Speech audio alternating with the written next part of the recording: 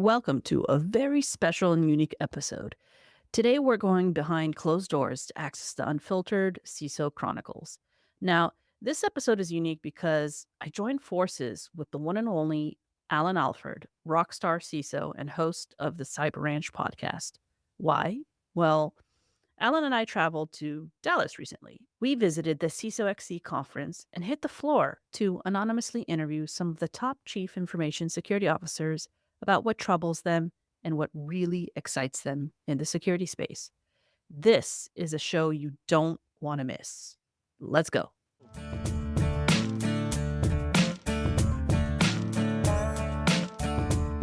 So I'm gonna hit up the first question. Do it. What do you do and why the hell do you do it? I am CISO, and I enjoy doing what I do because I get a chance to make an impact to a lot of individuals, not just a one individual. I get a chance to reach out to a lot more people and make an impact on that. What is it that we're doing wrong in cybersecurity?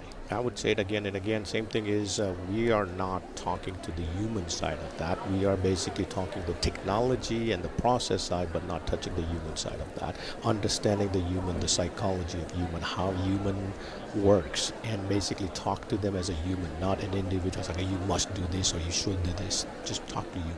Can I pull on that thread a little bit? Do it.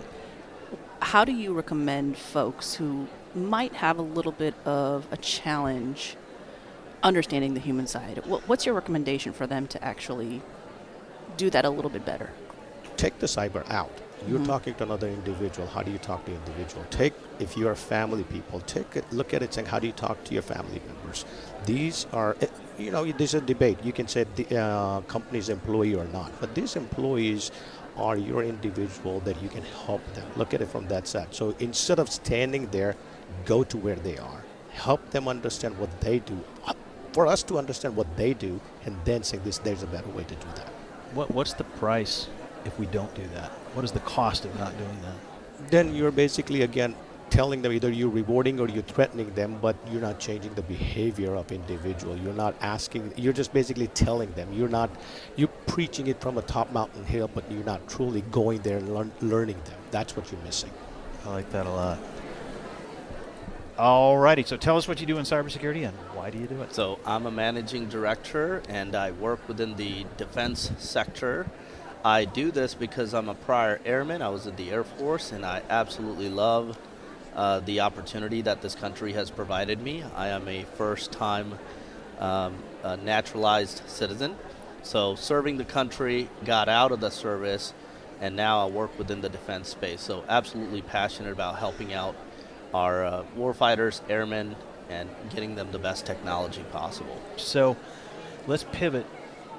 What is it, if you could just shout into the void, what's wrong, what's broken, what's pissing you off, what's on your bitch list? What do you got Okay, for we don't us? have to give away names here, so you guys don't even know who I am. But my biggest pain point right now, I think our country needs to get hold of better technology, more innovation.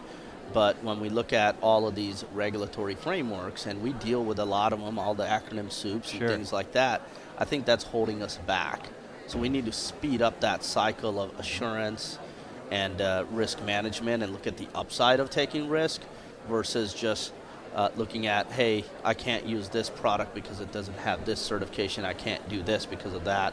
And I think us not taking enough risk is creating more risk. At least that's what I see on the defense side of the house. So that's kind of my biggest complaint today is that we have fascinating technology out there, but there's just not enough leaders in the market that are willing to take a little bit of a chance or take a little bit of the risk to cover risks that are, that can be covered by cutting edge tech, right? We get stuck with the older stack that's no longer relevant. That's super cool. Why don't you tug on that one? I'm going to tug on it. Yeah, I'm itching here.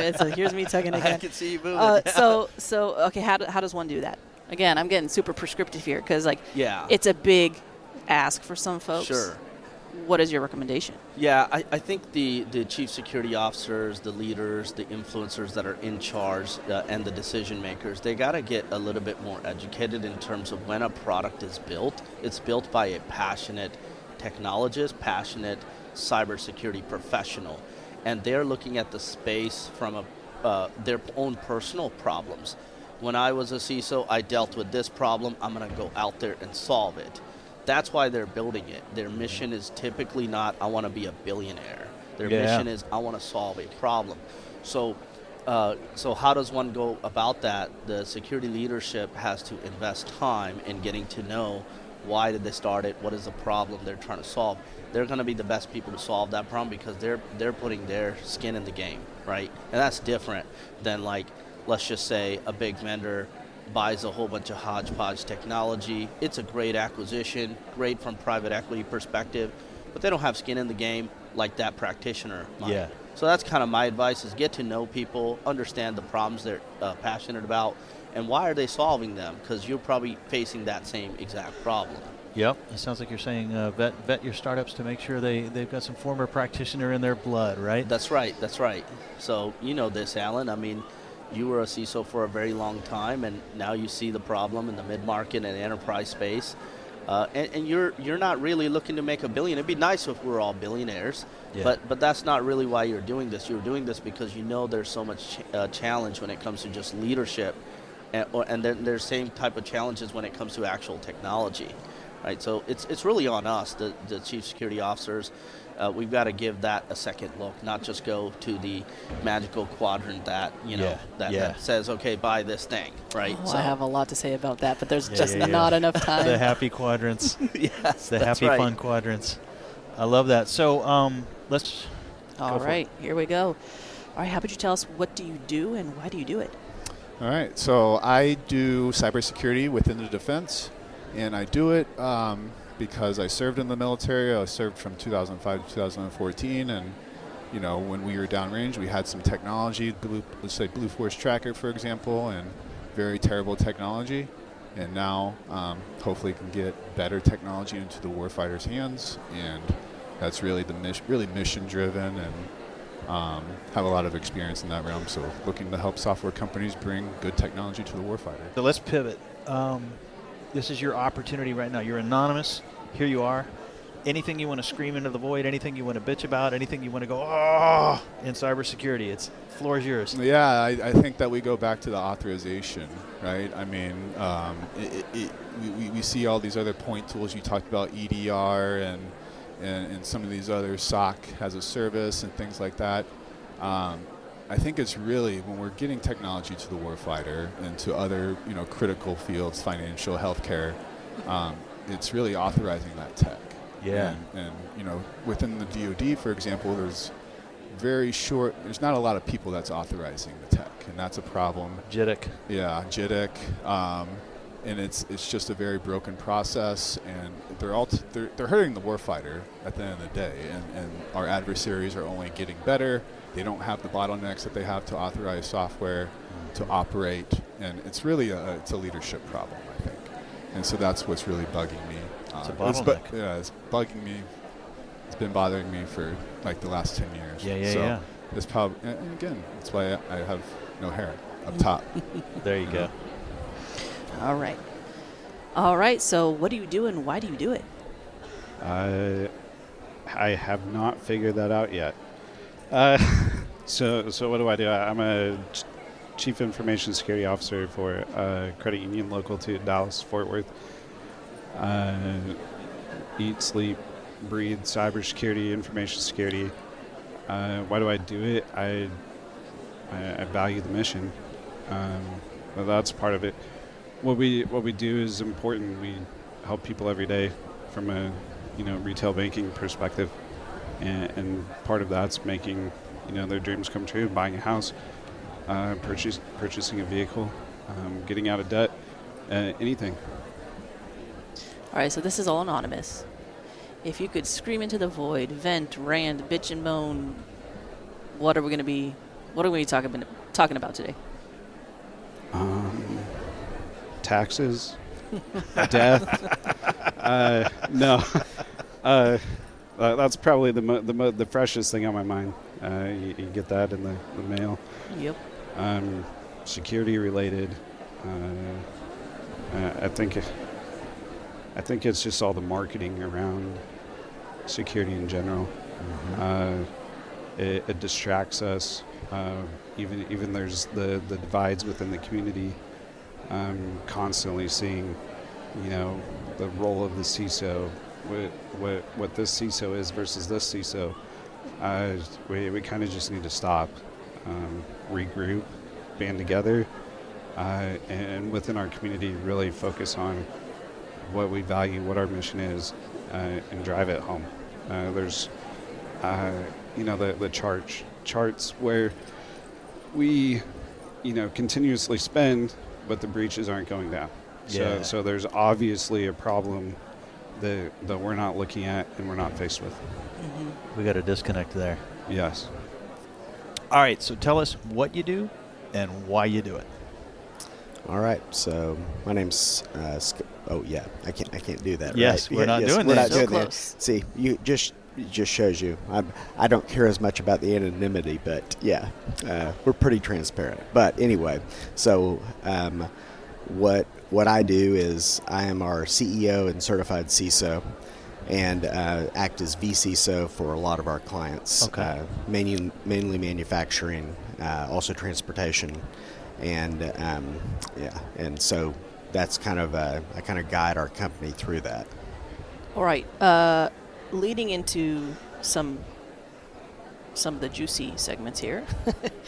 This is anonymized, so what is one thing that you would scream into the void if you could, or vent, rant, bitch and moan about with regards to security?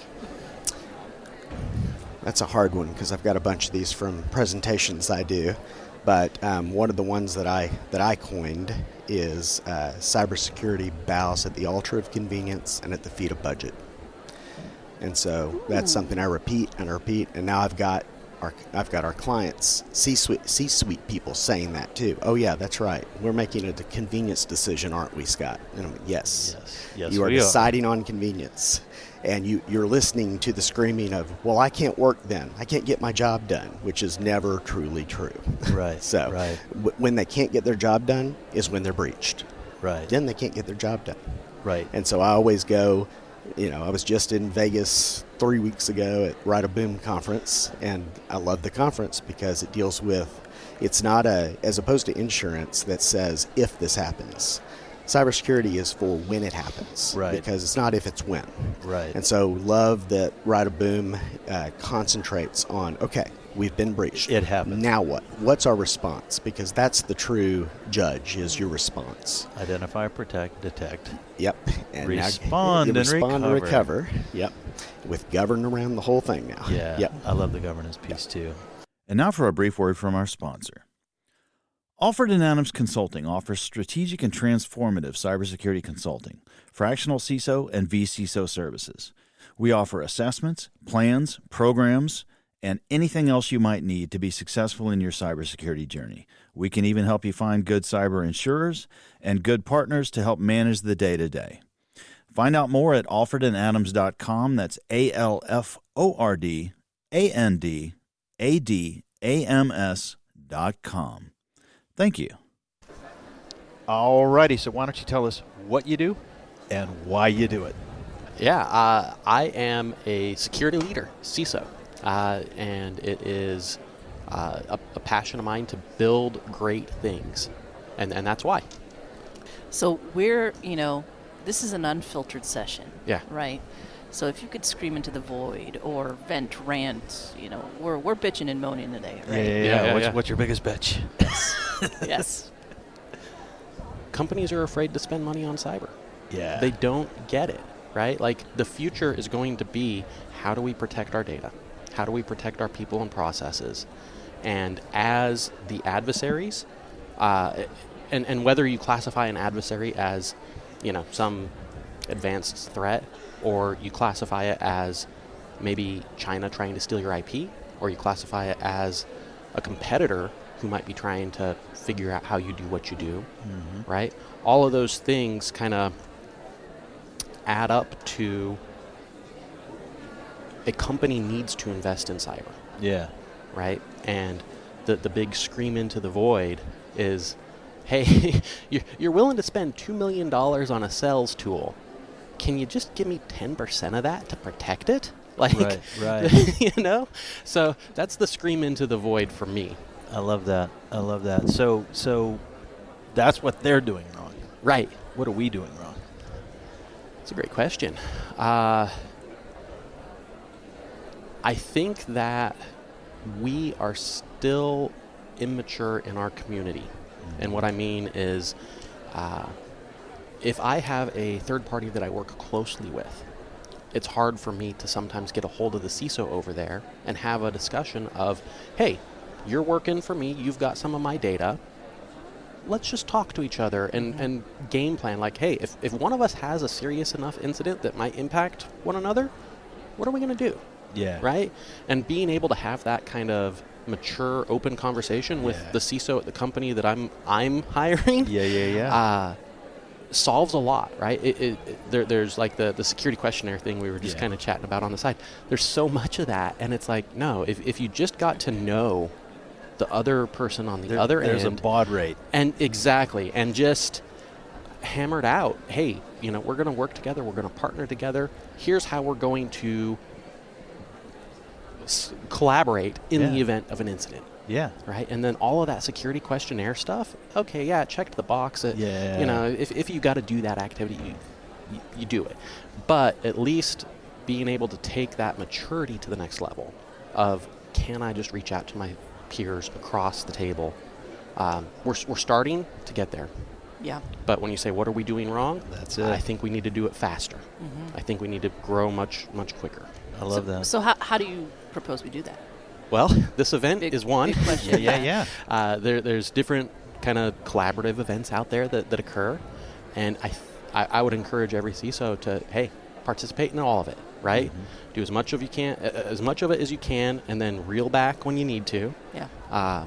But stay as connected as possible, not just to build your brand, but also to help your business, right? For CISOs that are out there kind of evangelizing their security programs, that's free marketing for their company, right? Like, other people can be like, oh man, I heard the CISO from such and such company, it sounds like they're doing a really good job, they got their act together, let's work with them.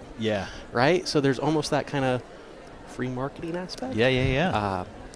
But how do we grow it? How do we get that maturity faster? I think we encourage CISOs to do more and more of this type of event. Absolutely.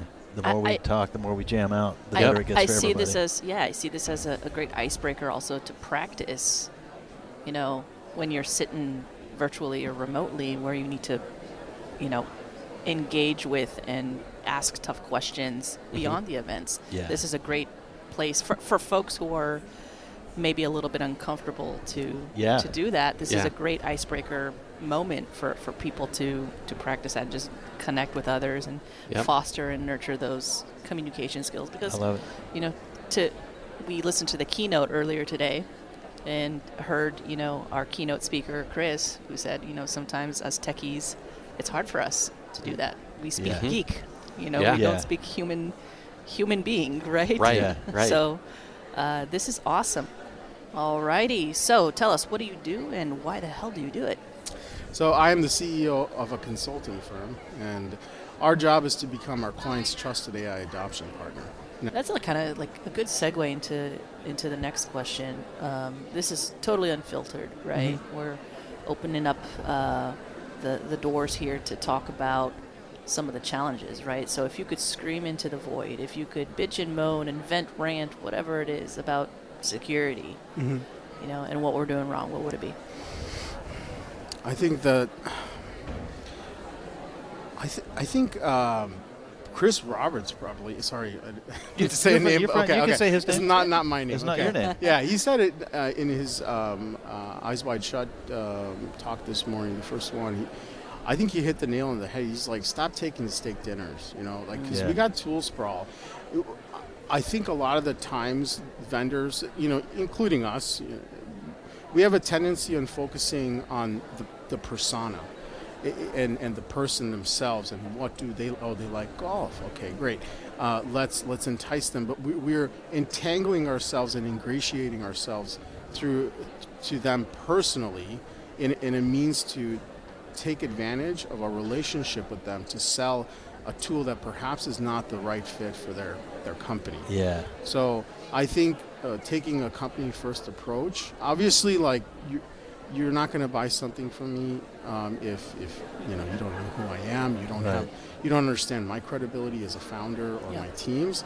But I think having a balanced approach, and I'm talking to the security practitioners out there, of being very observant as to the intentions and the style of approach the vendors are taking, but always going back to your strategy. And if you don't have one, you need to get one in place, right? Yeah. Because the strategy is really that driving force. It is the DNA. It's like the seed of a plant, right? It is what is meant to control and orchestrate the actions and behaviors every day for every employee across the organization. So security should have a strategy, and you need to be able to align that dinner you're going to, whoever that vendor is. If there is no tie back, right, to your strategy, you should either make the vendor informed of that and just say, hey, I'm taking this just because there is no chance, and there's no way in heck that you're going to come into our organization. I'm just, taking a dinner, right? And most of the times, be like, yeah, great. Maybe you're going to go to another company who would be relevant, but be very clear about that, and never, ever, ever allow your your personal beliefs of a technology drive your professional decisions within the workplace. Yeah. I want to say thank you for saying that, because I come from the go-to-market side. I come from the marketing side, and I know what it's like to spend hundreds of thousands of dollars on those, premium Michelin star steak dinners to persuade you, quote unquote, to buy, when that's not a scalable approach and it's not the right approach. And so for you to come in and be transparent about that and say, hey, this is not aligned with our strategic priorities. You don't need to wine and dine me. Let's just have a conversation, or let's have a conversation down the line and be open with that communication, is a breath of fresh air. And I think it needs to be adopted among more practitioners and C-level, practitioners in the security space, because there are a lot of opportunists. Right? Years ago, before I was in security, I ran IT. Mm-hmm. And I used to get my favorite vendors, the ones I actually chose to do business with and had the contracts inked and did this stuff. I took them to dinner. Yeah. Used to blow their minds. I'm like, come on, steak dinner on me. Yeah. Why? Because you're a good vendor and you've been taking care of me. They were like, wait, we can expense this. No. Doesn't compute. I am taking you to dinner, right? The dinner itself is not a violation of anything, but it can be. Can be. And it's all about the attitude you take to the table. And that's why I would take my vendors to lunch. Take them to dinner. Take them to drinks, whatever. I like that. I've never heard of that before. So kudos to you on that one. I think reciprocation can go a really long way. And from like a customer support standpoint, they'd be like, oh, well, Allan took me to dinner. Yeah, exactly. He's going to get premier service when he calls. Yeah, exactly. If I don't mind, if I can pull on that word that you used, persuasion. Yeah. There's a really fine line between persuasion and manipulation. Mm-hmm. And yes, there is. I think a lot of the times leaders become manipulated. Yeah. And I don't think they're aware they're being manipulated into it. So I think having a strong grounding in your strategy is super important. I love that, man. That's awesome. Well, thanks so much for chatting with us. Yeah, absolutely. This has been such a pleasure. Thank you for having me on. Absolutely. Okay. Hysterical. That is hysterical. All right. Well, tell us what your motivation is for doing what you do. I think it depends day to day, but I mean, for the most part, it's trying to affect change. I mean, that's one of the biggest things in our industry. It's not even just the industry; it's in life in general. I got a call yesterday. Clem and I got a call yesterday from her mother, and we were sitting down, and her mum sent a text and then called Clem, and we were both sitting down, and the mum was like, "Hey, I've this company," because she's looking to do remote work from a few different places. So she's like, hey, this company got hold of me. They're really interested in what I do, and they want to do A, B, and C, at which point the alarms start to go off a little bit. And then she's like, well, they want to do this, and they want to do this. And I'm, in my mind, I'm picturing basically the scam factory. Yeah. Stage one, and I'm literally, she's on the conveyor belt. And, there's a part of me that's like, you assholes. Yeah. And I wanted to just, but on the other hand, I'm so glad that she picked up the phone and said, hey, not sure, what do you think? And so it was fantastic from that one, but that's one person out of thousands every single day that do fall for that, and then they end up basically being money mules or all the advanced fraud, basically the brushing scams and everything else that are going on. So it just sucks. So many people are just being taken outside of business, outside of corporate, the world, and yet we haven't figured out how to deal with those people. And with everything that's coming along with technology, you look at the ability now with half a dozen words and half a dozen pictures, not even that, one picture and a couple of words, you can basically fake anybody you want. So as humans, the chances of the average person understanding that and being able to deal with that, I mean, they don't stand a fucking chance. Just not a chance. And yet we're still sitting here, as nice as I can put it, I just watched a talk on stage where, I'm not going to name names, but a talk on stage where basically company A and vendor A literally had 50-gallon bottles of lube and were washing them over each other. And I'm like, y'all you're missing the whole point of this issue. So, Yeah. All right. How about you tell us, what do you do and why the hell do you do it? Great question. So I am a Chief Information Security Officer. I also run infrastructure and networking for my firm. I do a lot of it because I'm good at it. Yes. That's a good answer. Great answer. But I also really enjoy it. Good. So, Well, this is the CISO Chronicles Unfiltered. So we want to know if you could scream into the void, if you could rant, vent, if moan and bitch about security and what's wrong with it, what would it be? it drives me crazy how mean we are to each other. Oh. Really? We're so hard. Everyone is so hard on each other, and it used to. used to get so wrapped around the axle trying to defend myself against what I thought were I was catching strays from people that should be my colleagues or are obvious very clearly in the same situation I'm in. Yeah. But there are no shortage of people telling you that you're doing it wrong. Yeah. But they never also tell you, okay, so then what? Right? If I'm doing it wrong, tell me how to do it right. Yeah. And that part is never discussed. And I think that is the number one thing that we need to fix. Yeah. That we need to work together. And I think be more open about making mistakes and things like that. But also hey, I did this thing and it worked really well, or I did this thing and I fell flat on my face. Right. And those are the conversations that I think we need to be having. I think that plus recognizing that we're all going through it. That's the other piece. Just that fundamental low-level empathy. That's what's lacking when people want to slam you, not offer positive alternatives, just slam you. And it's like back when I was in IT, long before I was in security, I was in IT. I used to always joke about, the phone will ring in a heartbeat as soon as the server is down. But when the server's up for 3.5 straight years, you don't get a single phone call saying, hey, just wanted to point out, uptime is good and we love you. Yeah, you're doing a great job. You'll never get that. You'll never get that in your whole career, right? Yeah. And I think it's also too, it's what is a failure? And defining, it's not a personal failure, right? Things go wrong. Other teams get to make mistakes all the time. Your team doesn't really get to make mistakes. Right. And mistakes aren't a failure. Yeah, I love that. Lessons learned in life, did you learn from it? Did you grow? Did you develop? Did you evolve? Are you better now because of it? And everyone still had a job at the end of the day. Yeah. Right? So Yeah. fine. 100%.